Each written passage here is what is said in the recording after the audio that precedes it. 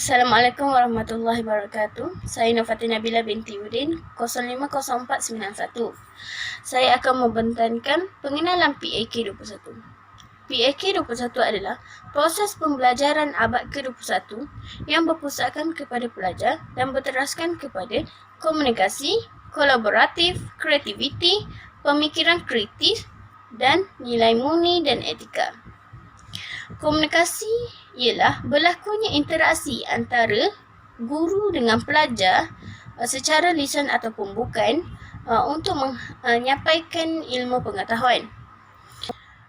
Kreativiti pula berlakunya proses penjanaan idea untuk menghasilkan inovasi bahan, aktiviti dan projek baru yang unik, berkualiti dan berguna. Kolaboratif pula berlakunya kerjasama antara guru dengan pelajar secara aktif dan menyeluruh dan membolehkan pertukaran idea dan pendapat dilakukan. Pemikiran kreatif pula berlakunya penerokaan dan penerokaan pemikiran untuk menilai sesuatu idea dan pendapat secara logik dan rasional untuk pertimbangan yang wajar dengan menggunakan alasan dan bukti yang munasabah. Yang kelima adalah nilai murni dan etika. Penerapan dan pemupukan nilai murni dan etika ke arah jati diri, ke arah pembentukan jati diri mengikut acuan di Malaysia. Ciri-ciri PAK21 pula. Yang pertama adalah berpusatkan kepada pelajar. Yang kedua adalah guru sebagai pembimbing. Yang ketiga adalah meletakkan minat belajar sebagai satu keutamaan. Yang keempat adalah penggunaan komputer sebagai alat bantu mengajar. Yang kelima adalah sikap hormat menghormati antara guru dengan pelajar. Sekian daripada saya. Terima kasih.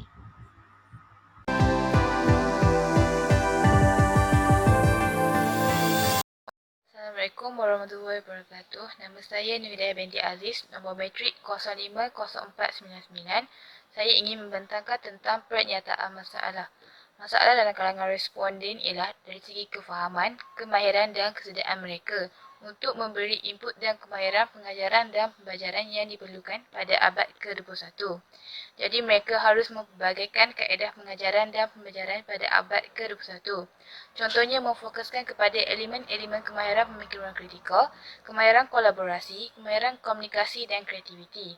Masalah yang seterusnya pula ialah pelaksanaan PAK21 menerima pelbagai respon daripada warga pendidik dan masyarakat. Ada yang teruja dengan pelaksanaan PAK21, tapi ada juga yang mempersoalkan kaedah pelaksanaan PAK21. Ada juga yang mempersoalkan tentang keupayaan kerajaan menyediakan prasarana, masalah capaian internet dan keutamaan membangun infrasekolah di kawasan pedalaman.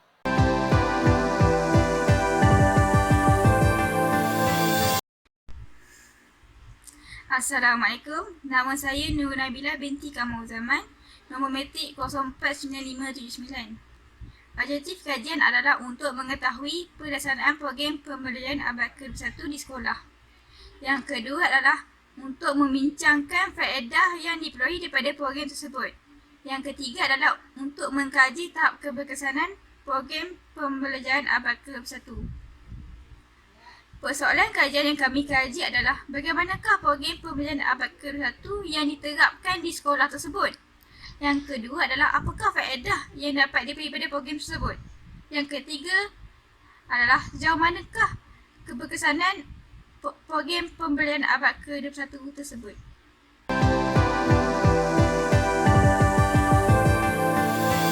Assalamualaikum warahmatullahi wabarakatuh. Nama saya Ahmad Syakir Aflah bin Muhammad Nur Azmi. Saya mengambil bahagian teori kajian. Jadi teori kajian yang kami pilih untuk melakukan kajian pada kali ini, kami memilih teori kajian model Kirkpatrick, iaitu model 4 tahap penilaian keberkesanan latihan. Jadi pada tahap pertama, seperti mana doktor boleh nampak dalam slide tu, tahap pertama adalah tahap reaksi. Jadi pada tahap reaksi ni, kami menumpukan kepada kandungan latihan yang mana dilaksanakan di sekolah. Pelaksanaan latihan yang kami sediakan berada di dalam set soal selidik bahagian B. Okey. Pada tahap kedua pula, iaitu penilaian pembelajaran.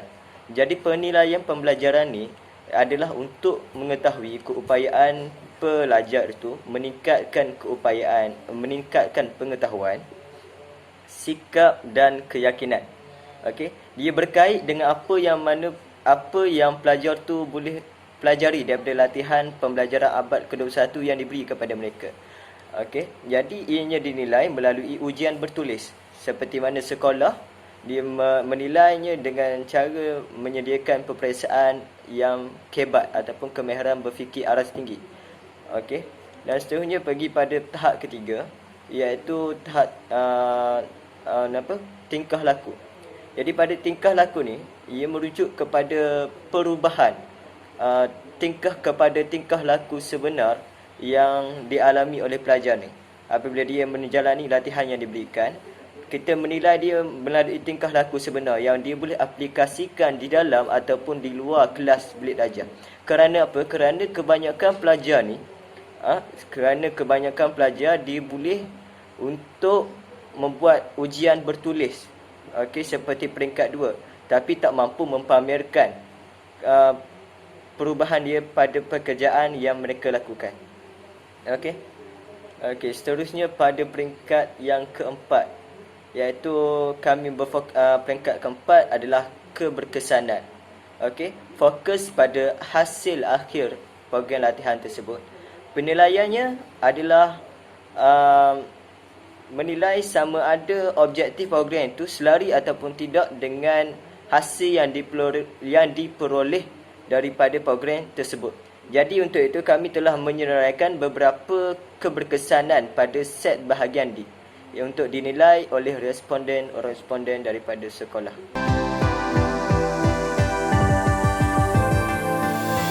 Okay, penting kajian ini kerana ianya boleh membantu sekolah untuk merancang ataupun membuat penambahbaikan agar guru menjadi lebih berkesan apabila mereka menjadi guru permulaan yang ditempatkan di sekolah-sekolah seluruh pelosok tanah air. Hasil kajian ini juga membantu guru untuk mengubah corak pengajaran dan pembelajaran dalam bilik darjah sesuai dengan abad ke-21 bagi menyediakan guru yang berkesan apabila ditempatkan di sekolah-sekolah sebagai guru permulaan.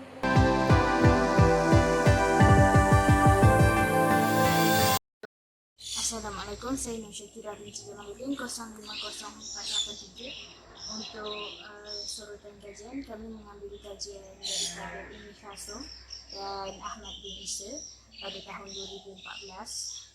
Kajian ini mengenai tentang keberkesanan pelaksanaan pembelajaran dan pengajaran dan pembelajaran abad ke-21.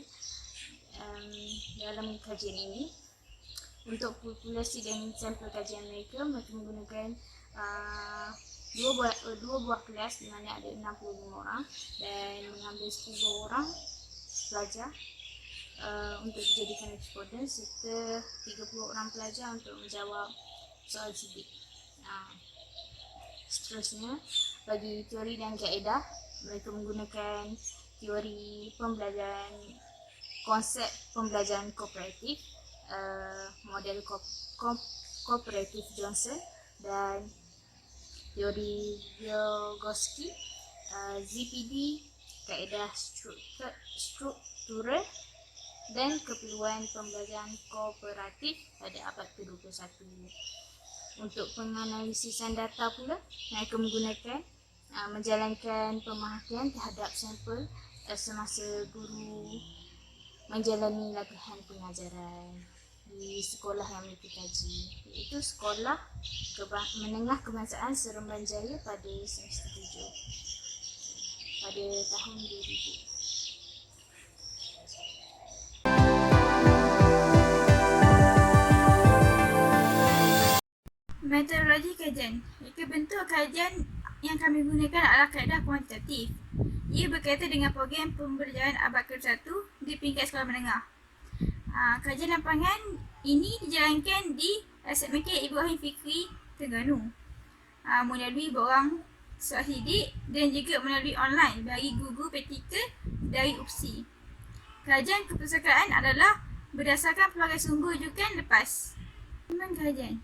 Instrumen yang digunakan untuk mendapatkan data adalah menggunakan borang surat sidik dan kaedah rujukan. Borang surat sidik terbahagi pada 4 bahagian. Bahagian A mengenai demografi iaitu latar belakang responden.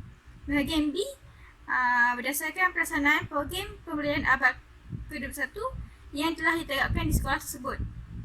Bahagian C pula mengenai faedah yang diperoleh daripada program tersebut. Bahagian D adalah tentang tahap keberkesanan program pembelajaran abad ke-21. Rujukan yang kami gunakan dari pelbagai sumber seperti buku, artikel dan jurnal. Pengumpulan data. Sebelum kami menjalankan kajian tersebut, kami telah meminta kebenaran bertulis daripada pihak yang berkaitan seperti pengetua sekolah. Setelah mendapat kebenaran tersebut, kami mengedarkan borang surat sidik kepada beberapa responden untuk menjawab soalan yang berkaitan. Responden diberi beberapa masa untuk menjawab soalan sidik sehingga selesai. Responden juga diberi peluang untuk bertanya kepada kami sekiranya terdapat soalan yang kurang jelas atau tidak difahami.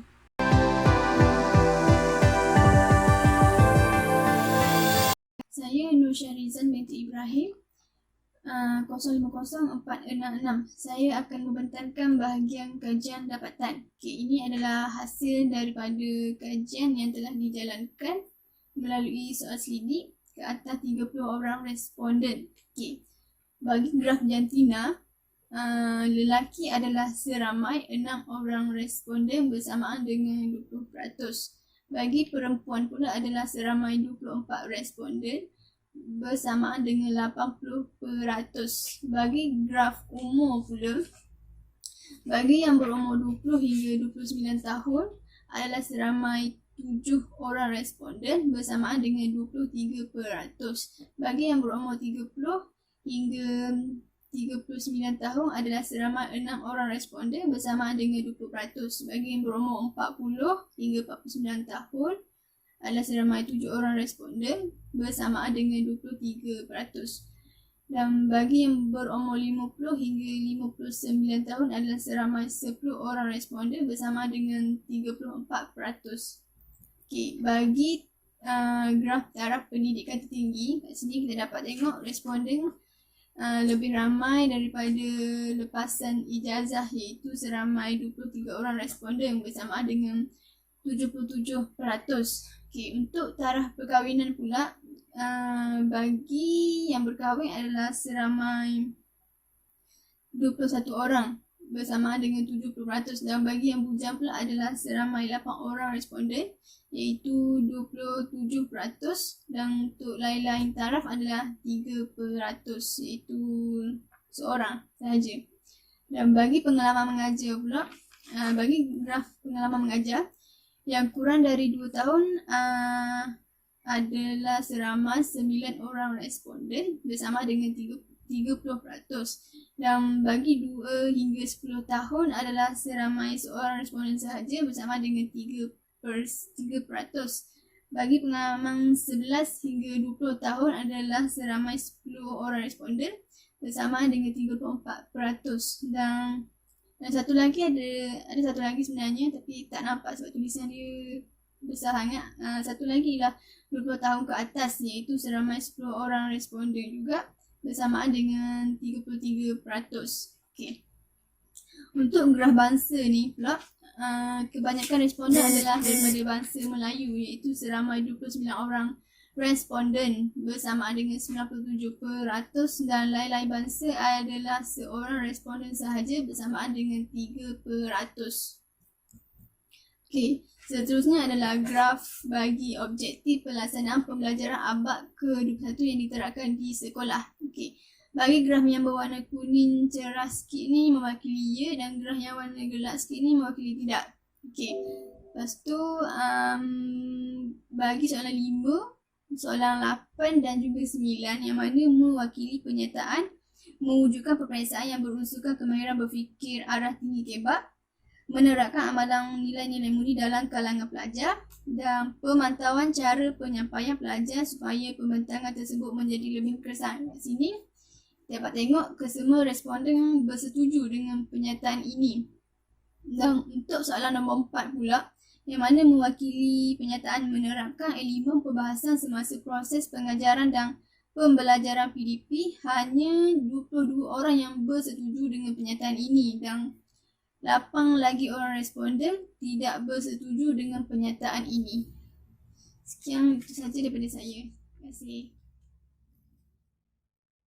Assalamualaikum, saya Naalia binti Amiruddin 049997 akan membentangkan dapatan kajian bagi objektif faedah yang diperoleh daripada pengajaran dan pembelajaran abad ke-21 dan tahap keberkesanan pembelajaran abad ke-21.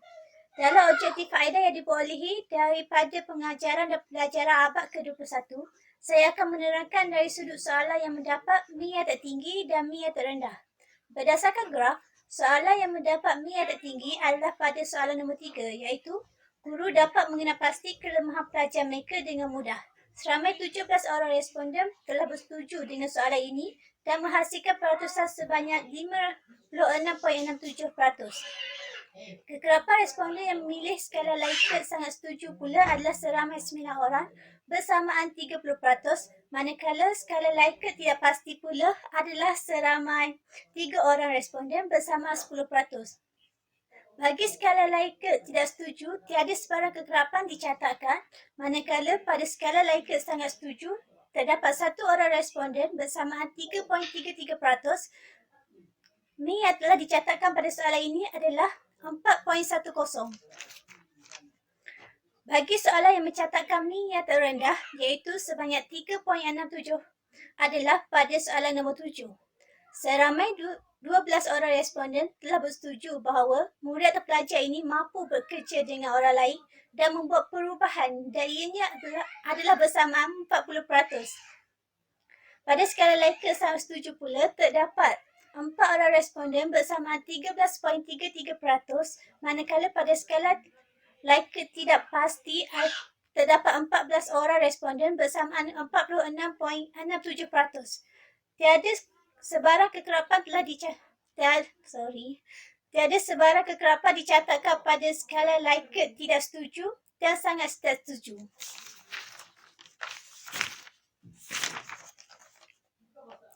Pada objektif tahap keberkesanan pembelajaran abad ke-21 pula, terdapat 2 soalan yang mencatatkan Mi yang tertinggi, iaitu pada soalan 3 dan soalan 6 dengan nilai 4.03. Pada soalan nombor 3, iaitu PAK 21 dapat membantu pelajar meningkatkan pencapaian akademik mereka dari masa. Pada objektif tahap keberkesanan pembelajaran abad ke-21, terdapat 2 soalan yang mencatatkan Mi tertinggi, iaitu pada soalan nombor 3 dan soalan nombor 6 dengan nilai 4.03. Berbalik pada graf, pada soalan nombor 3, iaitu PAK 21 dapat membantu pelajar meningkatkan pencapaian akademik mereka dari masa ke semasa. Pada skala Likert sangat setuju, ia mencatatkan seramai 9 orang responden bersamaan 30%. Skala Likert setuju pula mencatatkan kekerapan seramai 15 orang responden bersamaan 50%, dan pada skala Likert tidak pasti, seramai 4 orang responden bersamaan 13.33%. Seramai 2 orang responden bersamaan 6.67% tidak bersetuju dengan soalan ini dan tiada sebarang kekerapan dicatatkan pada skala Likert sangat tidak setuju. Pada soalan 6, seramai 10 orang responden telah dicatatkan pada skala Likert sangat setuju bersamaan 33.33%, manakala 14 orang responden pula pada skala Likert setuju bersamaan 46.67%. Pada skala Likert tidak pasti dan tidak setuju, masing-masing mencatatkan kekerapan yang sama, iaitu seramai 3 orang responden bersamaan 10%. Bagi skala Likert sangat tidak setuju, tiada sebarang kekerapan dicatatkan. Soalan yang mencatatkan min terendah adalah soalan nombor 7, iaitu sebanyak 3.73. Seramai 15 orang responden bersamaan 50% telah bersetuju bahawa pelajar ini dapat menilai sama ada maklumat yang diperolehi itu cukup ataupun tidak untuk melaksanakan tugasan yang diberi. Pada skala Likert sangat setuju, ia mencatatkan seramai 15 orang responden bersamaan 16.67%, manakala pada skala Likert tidak pasti, terdapat seramai 7 orang responden bersamaan 23.33%. Bagi skala Likert tidak setuju, kekerapan yang dicatatkan adalah seramai 3 orang responden bersamaan 10%, manakala skala Likert sangat tidak setuju pula mencatatkan kekerapan 0. Sekian, terima kasih.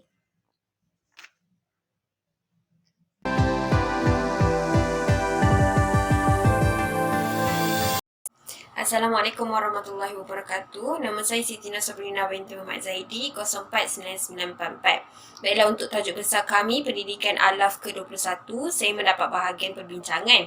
Jadi saya akan present tentang bahagian perbincangan lah. Kalau tengok dekat dalam slide ni, saya hanya ada satu slide dan ringkas. Dalam slide ni ada 3 kolom, ada 3 kolom lah, dan dalam setiap kolom ada 2 poin. Okey, untuk kolom yang pertama dan poin yang pertama, majoriti responden menerapkan PAK 21. Untuk yang ni saya ambil daripada soalan kami dalam bahagian B, iaitu pelaksanaan pembelajaran abad ke-21 yang diterapkan di sekolah. Untuk yang ni kami buat soalan ni adalah bertujuan untuk melihat sama ada responden kami mengaplikasikan atau menggunakan PAK 21 dalam pembelajaran mereka ataupun tidak. Jadi dalam tajuk ni kami menggunakan kaedah ya ataupun tidak dalam soalan tu. Kebanyakannya dan majoriti responden dengan setiap soalan yang telah kami ajukan, mereka menjawab ya. Dan setiap soalan itu merupakan cadangan daripada pihak kerajaan sendiri untuk PAK 21 yang telah kami masukkan dalam soalan kami. Contohnya, susunan meja di dalam kelas mengikut cadangan penyusunan bilik darjah abad ke-21. Susunan meja dalam kelas ni merupakan saranan ataupun cadangan daripada pihak kerajaan untuk PAK 21. Jadi itu yang kami masukkan dalam soalan kami. Dan majoriti menjawab ya. Itu bermaksud majoriti responden menggunakan PAK 21 sebagai kaedah pembelajaran dan pengajaran mereka dalam kelas. Jadi ada juga segelintir responden yang menjawab tidak. Kenapa berlaku begitu? Kerana dalam kami punya kajian didik yang telah kami pergi ke sekolah tersebut, kami adalah temu buat ataupun sambil mereka tulis, kami ada tanya. Yang jawab tak tu kan, adalah mereka cakap sebab mereka mempunyai kaedah yang tersendiri untuk buat video, mereka mempunyai kaedah yang tersendiri untuk buat diorang punya pembelajaran ni dalam kelas. Sekiranya mereka tak menggunakan PAK 21, tapi mereka come up with their own ideas lah untuk yang ni. Untuk diorang punya, dalam slide ni untuk poin yang kedua, mempunyai inisiatif yang lain. Itu maksud saya tadi. Kiranya guru mereka mempunyai inisiatif dan idea yang lain lah. Okey, untuk kolom yang kedua, iaitu majoriti bersetuju murid mendapat faedah. Yang ni kami ambil, saya ambil dalam soalan kami bahagian C, iaitu faedah yang diperolehi daripada pengajaran dan pembelajaran abad ke-21. Dalam ni kami letakkan 8 soalan, dan 8 soalan itu merupakan fakta. Fakta contohnya soalan murid lebih berkeyakinan dalam pembelajaran. Dan jenis kaedah untuk soalan bahagian C ni merupakan kaedah skala. 5 sangat setuju, 4 setuju, 3 tidak pasti, 2 tidak bersetuju, 1 sangat tidak bersetuju. Dan majoriti responden menjawab setuju ataupun sangat setuju. Hanya segelintir sahaja responden yang menjawab tidak pasti, sangat tidak setuju ataupun tidak setuju. Kenapa perkara tersebut berlaku? Sebab dalam poin untuk kolom ni, dalam poin dia, berbeza cara penyampaian dalam pembelajaran mereka. Okey, cara pembelajaran. Jadi kaedah mereka mengajar tu berbeza dan mereka tidak menggunakan pendidikan alaf 21 sebagai mereka punya inisiatif dalam pembelajaran mereka. Kiranya kadang-kadang kaedah yang mereka gunakan untuk pelajar sekarang tidak berkesan sebab cara mereka adapt pembelajaran tak sama dengan pelajar sekarang adapt pembelajaran. Jadi PAK 21 ni dah kena sangat dah dengan pelajar sekarang. Tapi disebabkan mereka menggunakan kaedah mereka tersendiri, berlaku dari segi macam pelajar tu mereka tak pasti sama ada guru yang ni ajar diorang macam ni, guru yang ni ajar diorang macam ni. Jadi mereka tak boleh nak adapt dengan situasi tersebut lah. Jadi macam mereka lebih kepada benda yang dekat dengan mereka. Jadi PAK 21, guru yang menggunakan atau responden yang menggunakan kaedah PAK 21 ni membantu pelajar tu untuk melonjak lebih tinggi lah. Macam tu. Okey, jadi untuk kolom yang terakhir, iaitu majoriti bersetuju melihat keberkesanan PAK 21. Untuk ini, kami ambil pula dalam soalan, kami telah masukkan dia untuk soalan D, tahap keberkesanan pembelajaran abad ke-21. Kenapa yang ni kami letak soalan ni? Untuk apa? Tujuan dia apa? Tujuan dia adalah untuk melihat pelajar yang guru yang menerapkan ataupun responden yang menerapkan abad 21 pada pelajar mereka ni, apa pelajar mereka dapat daripada pendidikan mereka dan apa yang pelajar mereka ni capai dengan kaedah pembelajaran yang guru mereka ajarkan. Jadi soalan ini juga berbentuk skala, sama juga seperti soalan yang tadi, dan PAK 21 ni mampu memenuhi keperluan pendidikan pada masa kini. Betul ada skala mereka sangat setuju ataupun tidak setuju. Jadi majoriti responden menjawab sangat setuju dan setuju. Sebab apa? Sebab pembelajaran alaf ke-21 ni merupakan satu kaedah ataupun inisiatif kerajaan untuk mendekatkan lagi pelajar, untuk memahamkan lagi pelajar dan untuk menjiwai lagi pelajar pada zaman sekarang. Supaya mereka mudah belajar, supaya mereka mudah adapt dengan perbezaan zaman dan juga pembelajaran. Kiranya selari. Kiranya tak adalah pembelajaran kuno tapi zaman dah membangun. Tak. So pembelajaran dan juga zaman, kaedahnya kedua-dua memaju. Macam tu. Jadi kepada yang ada juga setengah ataupun segelintir responden yang jawab sangat tidak setuju dan tidak pasti ni.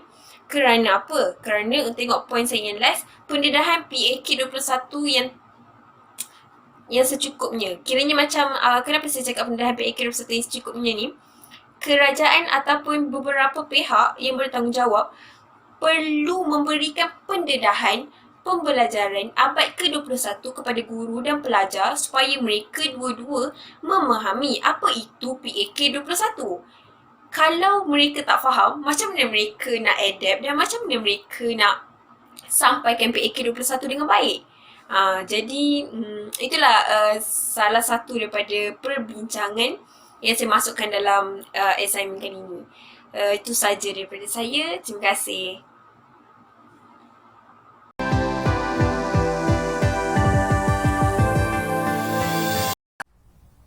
Assalamualaikum warahmatullahi wabarakatuh. Nama saya Siti Zafira binti Ahmad Fauzi 049656.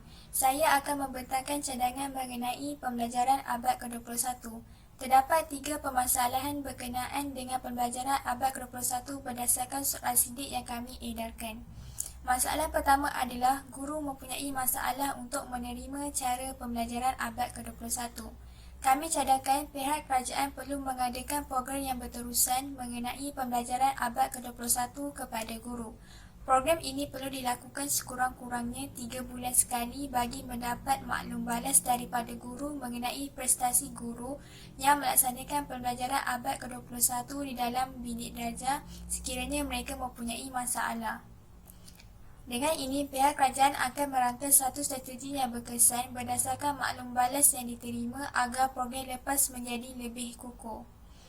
Kami juga memberi cadangan bahawa pihak kerajaan perlu melakukan penyelarasan semula kepada pegawai yang bertanggungjawab memberi maksud sebenar pembelajaran abad ke-21 kepada guru. Hal ini demikian kerana guru kurang mendapat penjelasan dan bimbingan daripada setengah pegawai mengenai pembelajaran abad ke-21 sehingga guru beranggapan bahawa pelaksanaan pembelajaran abad ke-21 menjadi suatu beban kepada mereka di sekolah. Guru juga dimaklum bahawa setengah pihak mengenai dengan pelajaran abad ke-21 bahawa guru wajib mempunyai elemen seperti penggunaan ICT, sistem traffic light, susunan meja yang rigid serta alat bantuan mengajar yang lebih canggih semasa sesi PDP.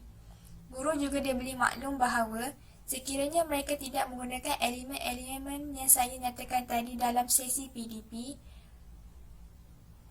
berkemungkinan maka penilaian semasa sesi pencerapan akan berkurang. Bermaksud guru menerima permarkahan yang berkurang dalam sesi pencerapan daripada pegawai-pegawai yang memberi penilaian kepada guru itu. Oleh itu, kami cadangkan pihak kerajaan perlu menyelaras semula pemahaman mengenai pembelajaran abad ke-21 kepada pegawai yang bertanggungjawab agar sesi PDP guru berjalan dengan lancar. Permasalahan kedua adalah guru melihat sebahagian pelajar mempunyai keyakinan diri yang kurang untuk menyatakan pendapat. Hal ini demikian kerana berkemungkinan pelajar tersebut mempunyai keyakinan diri yang rendah kerana berasa takut sekiranya mereka menyuarakan pendapat mereka itu, mereka beranggapan bahawa jawapan mereka itu salah dan berkemungkinan diperlekehkan oleh rakan lain.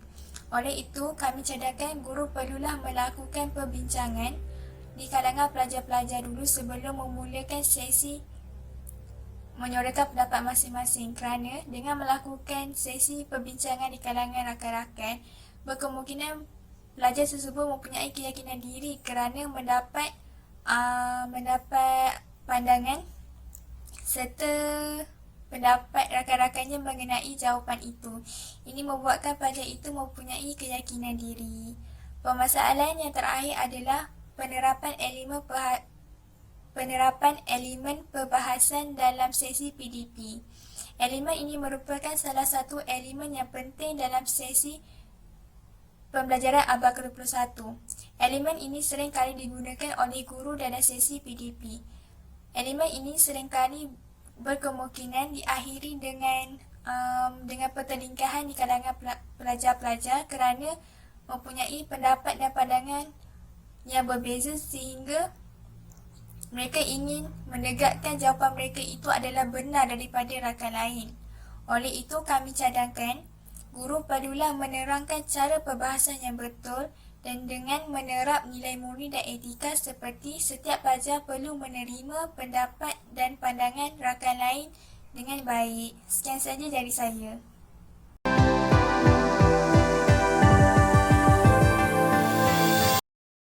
Assalamualaikum warahmatullahi wabarakatuh. Saya Nurul Hidayah binti Abu Hassan 050391. Okey. Sekarang saya akan sambung bahagian kesimpulan. Melalui PAK 21 ni, banyak impak positif yang diperolehi oleh semua guru dan pelajar. Guru lebih bersikap berdaya usaha dalam menguasai setiap kemahiran untuk pengajaran dan pembelajaran mengikut abad ke-21. Yang kedua, tahap kecekapan guru juga dapat dinilai dengan mudah, mampu meningkatkan keupayaan guru bertaraf dunia untuk menjamin keberhasilan pelajar dan seterusnya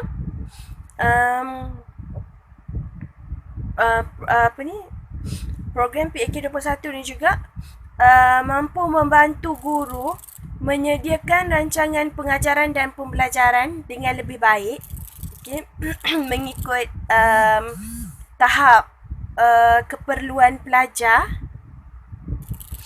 Dan yang terakhir, mampu meningkatkan kemahiran insaniah guru dan pelajar dalam mengharungi cabaran dunia yang lebih mencabar. Terima kasih.